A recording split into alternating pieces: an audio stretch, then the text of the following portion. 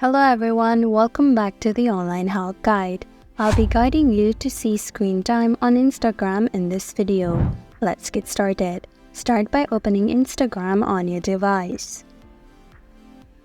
Tap on your profile picture at the bottom right.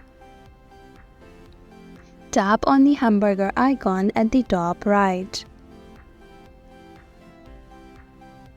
Tap on your activity. Scroll down, then tap on time spent. Here you can view the graph of the time that you spend on Instagram on a daily basis. And that is how to see screen time on Instagram. Thank you for watching Online Health Guide. Hope this video was helpful. If it was, then hit the like button and comment down if you have any questions or feedback. Also, if you're new to our channel, subscribe and hit the bell icon so that you don't miss our upcoming videos.